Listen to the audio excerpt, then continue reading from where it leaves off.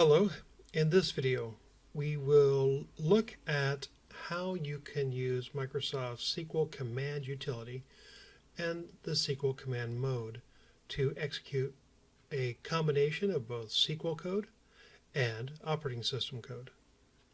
The SQL Command utility has been with us for a very long time. I think it came out in SQL 2000. You can access it by going to a command window. I'll go to the Start menu, type in CMD, and when the command prompt shows up, I can start typing in SQL Command CMD.exe. Now there are lots of switches or arguments that can be passed into this utility. So you can put a / or dash # to see what those options are. The key ones that are important are uppercase S, it is case sensitive for the server you want to connect to. User name and password are uppercase U and P. And if you don't want to put in the username and password, you can just use your Windows operating system account, but you'll have to put in a capital E for trusted connection. Also, if you would like the code to be read from a text file, you can use an input file, or if you'd like the results to be put into a text file, you can use the output file option. Both of those are lowercase.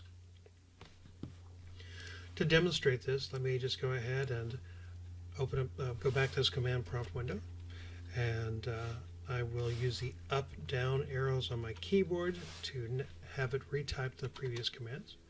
I'll put in a -S to connect to my installation of SQL Server. In this case, I'll connect to a named instance. I called my named instance SQL 2017. I'm going to use a trusted connection, so I just put in an E and I hit enter. Now at that point, you'll see a 1, and I can go ahead and type in SQL code.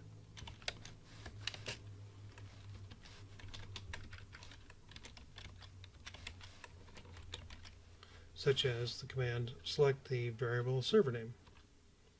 When I hit enter, I get a second line number, but no results. To get the results, I use the word go. The results are then shown, and the line number of my code is back at 1. This is the interactive window, and I can put in SQL code, but I could also put in operating system code from this window. I'll put in 2 exclamation marks and tell it to make a directory MD called, I don't know, C:\\ASDF.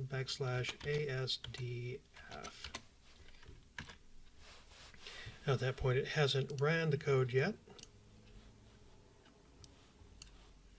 Make sure it's gone.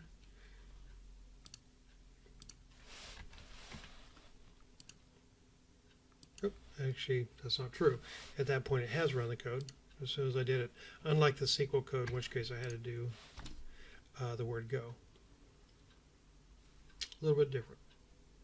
So this is the SQL Command utility, and that is similar but different than using the SQL Command Mode in Microsoft's Management Studio.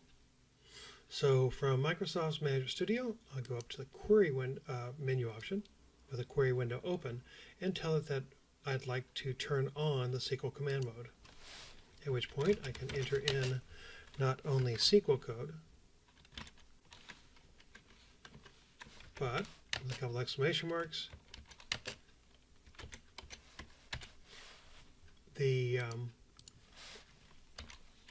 operating system code.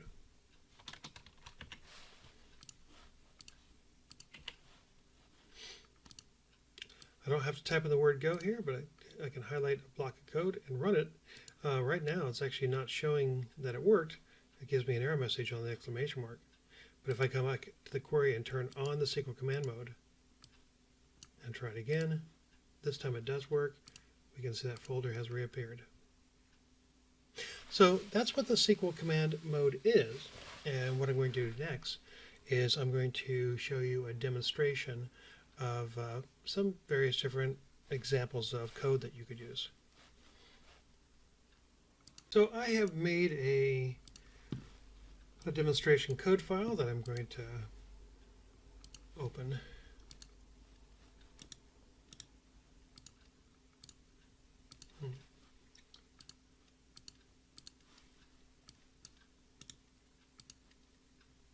There we go. And I use this in one or more of my classes. Specifically in this case, it was for a class where this was in Module 6. So this SQL Command Mode was introduced many versions ago. I think it was 2005. You can find more by looking on Microsoft's website. Look under the Edit SQL Command Scripts with Query Editor, and you'll find it. As I've shown you, you can use a double exclamation mark to indicate that you want to run a operating system command. If you want to run several of the SQL commands, you may have to include a colon. A little bit of testing and kind of patience will tell you which one to use and where. And of course, you can mix standard SQL code. As I've shown you, I can go ahead and use things like creating a directory, but it only works if the command mode's on, so I'll turn it on. I can tell that it's on because I have this background colored in a silver. Now, if I highlight the block of code and run it, it will make the directory and show me the current contents. Well, current contents is, well, there's nothing in there. I can use conditional logic like this, in which case I ask, is it true that 4 is equal to 4? And if so, go ahead and show me the directory. Or is it true that 4 is not equal to 5? If that's true, show me the directory. You notice that I'm using the double equal sign here because this is not SQL code. This is something that I'd be running from the OS. If exists, check to see if a folder already exists, and if so, and only then, go ahead and show me the current directory. If not exists, I purposely misspelled this. And this one's the same, except I'm going to take off the colon and run it, and you can see that that works. Oops. Put the colon back on. You can see it's no longer gray, and of course it fails.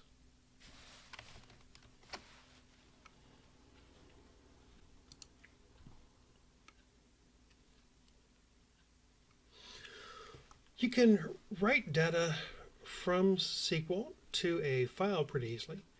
Let's say that I go through and run this code directory.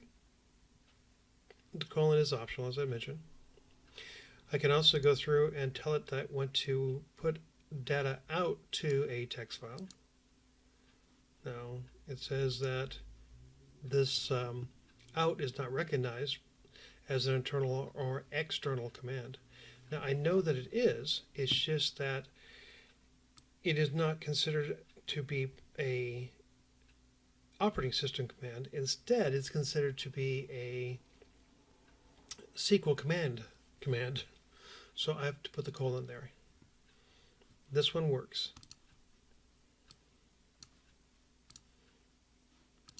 If I then go through and select the data, I see the results here, but would I see it in that text file? Oops. Apparently I didn't highlight the entire thing.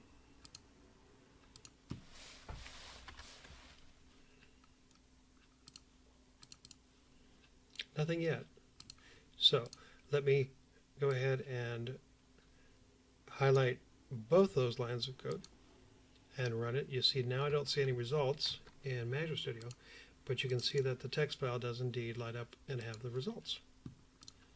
So I need to run both of those together. Also, I can look at the directory listing and now I can see the file. There's no simple import other than using something like bulk insert.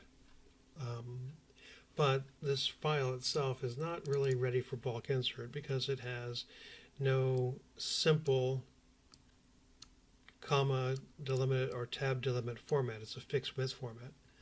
It has additional decorations that have to be stripped out, both at the top and at the bottom.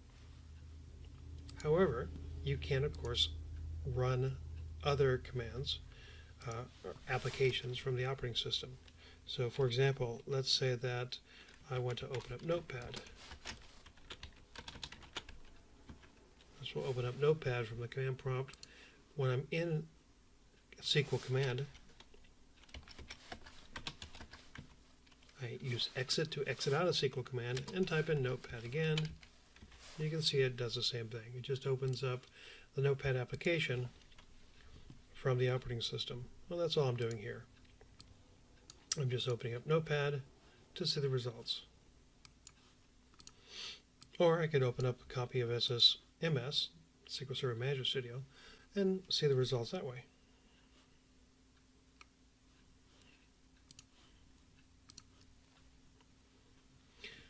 You can look at the server name or the version. Sometimes that's handy on your own machine, the one I'm currently connected to. Down here at the bottom it shows my connection. But I have multiple servers on this one machine, so I can connect to a different server by using the connect command. Now I can see that I'm connected to a different server and it's of a different version. Notice that if I go ahead and run the connect and then a select server name, I get the 2014 installation. If I put a go there, I still get the 2014. It did not switch context. In order for me to be able to see just my local server, the 2017, I have to highlight that and run it separately. Go is not sufficient for it to change the context. I can also connect to something other than a installation of SQL Server on my local machine. So if I want to connect with this connection here, I can go through and see that I'm able to connect to that server. It'll immediately disconnect when the command's done. But I could go ahead and run multiple statements, such as what is the version number and what databases are on there.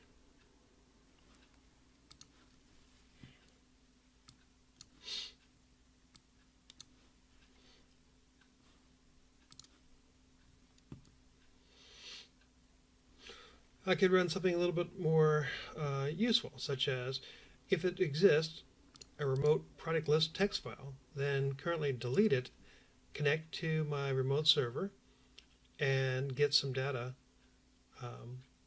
from the products table. Give me the product name and list. Running this block of code will extract data to a text file from a remote server cleanly and quickly.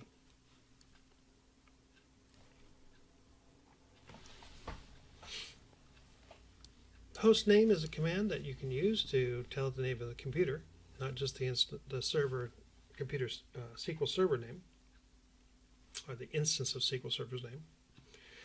I can use SQL variables to declare and hold values like this, and then use it for something like, I don't know, going through and concatenating it into the name of the computer and the name of a user. I can also do something similar to declare a variable. I don't use the declare keyword. I use a colon. I use the set var command. I also don't decorate the variable name with an @ symbol. And I don't use an equal sign to set its value. I do use, I can use the select command to combine it as SQL text, but to extract the data from memory, I have to use a $sign and some parentheses. It does the same thing, but now I'm using SQL command code to set create a variable and set its value. A little bit different.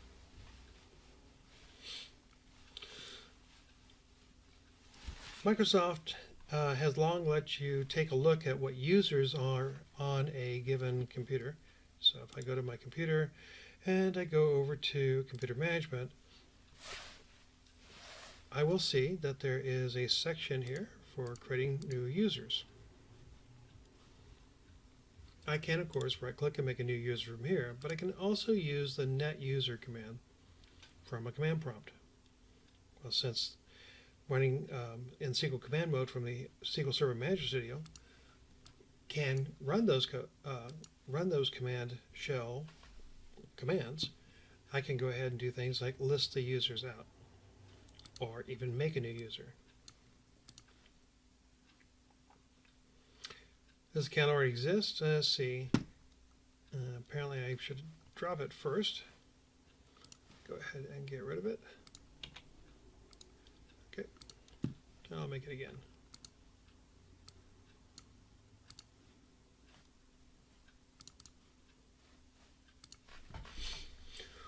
If I want to make a Windows login in SQL Server, I can come over here, right-click and make a new login, and point to that new Windows account. Or I could just use this code to go ahead and create a new SQL login, or Windows login, based on the name of the computer and that new account I just made.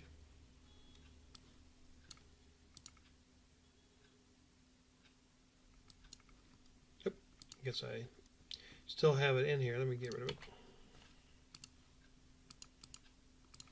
You'll see that I come right back.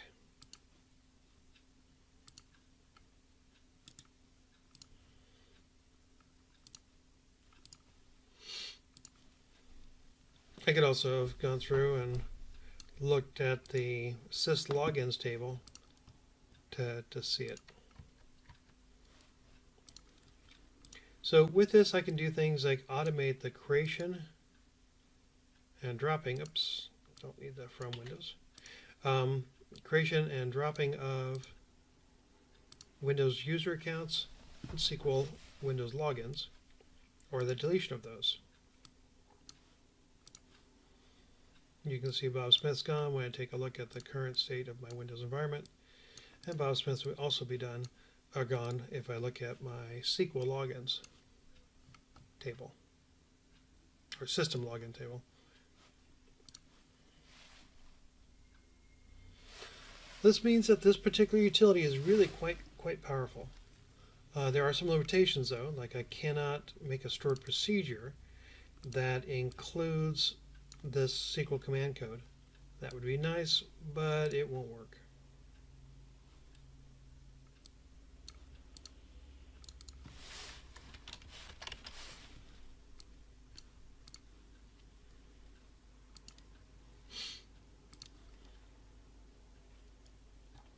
Instead, I'd want to use something like PowerShell or .NET procedures and perform actions that way with methods. You can also make a .NET C# to .NET procedure that maps over to here, in addition to using things like PowerShell from this environment.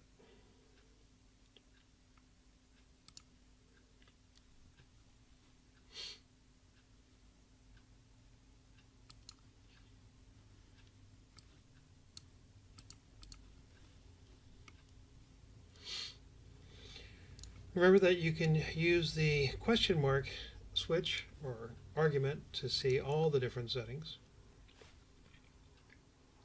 If I want to automate a SQL command script, I'd first start off by figuring out what those options are.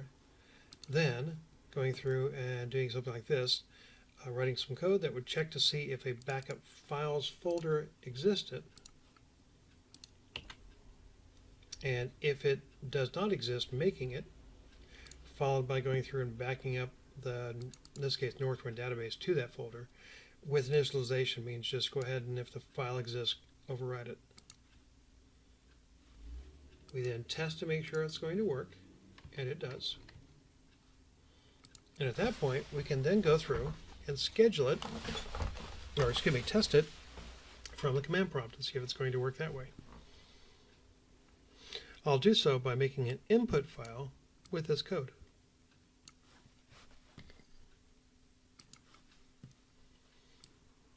So I'll take this code and I'll copy it over. Oops. new query window. And we're looking in data to process test.sql.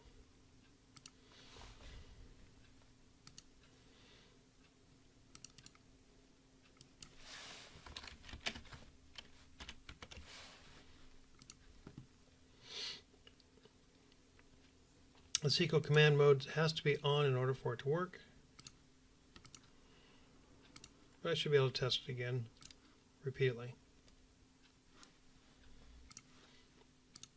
From there, I can copy this command here that says use Windows Authentication to log in, use this server and this input file. Open up a command window, paste that in, and run it. And it's successfully gone through and made a backup. Let me delete that backup folder again. I'll use the up arrow to have it do it again. You can see it successfully going through and running the operating system command to make the directory and the SQL command to go ahead and perform the backup. At that point, it's just a matter of going through and automating it so it will run that code repeatedly. And I would do so by using either SQL Server agent and making a step, a command execution step, or maybe something like an SSIS task, in which case I would go through and create a execute process task, or even the Windows scheduler. All three of those would be possible to use, and I'll show you the one for SQL Server agent.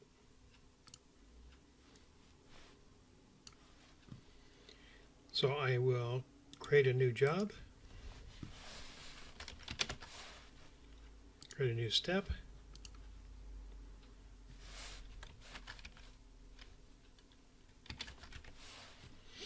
tell it that it's going to be an operating system command, and paste in the code. I'll say OK, and say OK, and run my little test job. Make sure that the folder is deleted, and run it.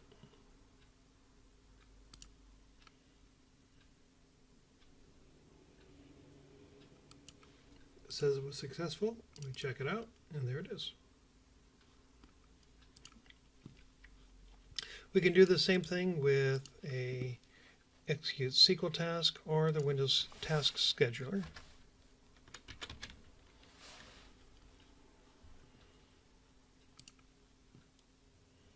Yep. I'll go ahead and use the create task option.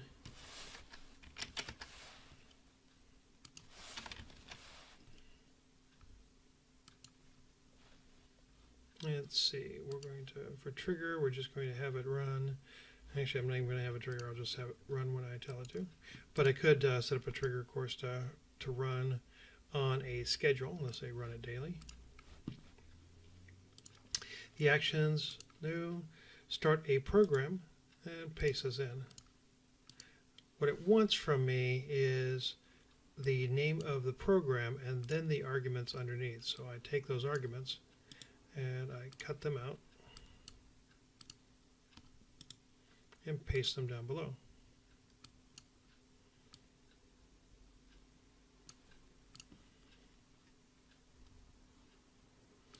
We can make some conditions or some other settings, but that should be it. Now the task will be in there. I can test to see if it's going to work. So I need to go down a single icon here in the left-hand tree view, choose test. That's what I was looking for. Certainly a lot easier to see. And second of all, I can hit the run button from here. What we're testing is the same thing. So once again, I'll go ahead and delete that, and then highlight it and test it.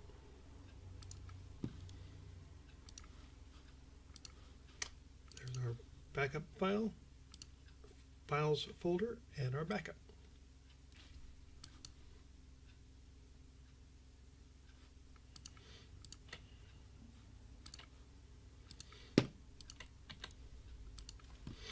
And the last one would be through SSIS.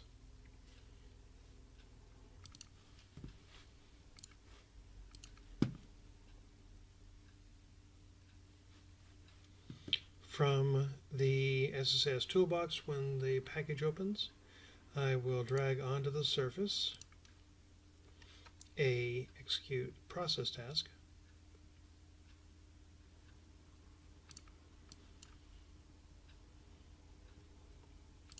Double click on it to configure it.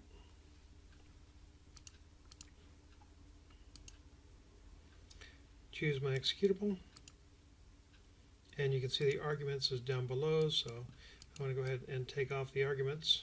Hey. Okay, well, all I got was the arguments. It's because I had pasted that earlier, but that's all right. This is pretty easy to type in. SQL Command.exe and test it.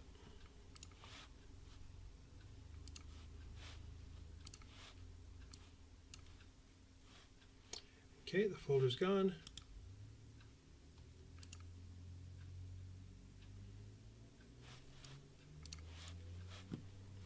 The folder appears, and the backup goes through. So that's what the SQL Command Mode and executable application is, and how you might use it to automate tasks for Microsoft SQL Server. Hopefully that was helpful to you. And thanks for watching.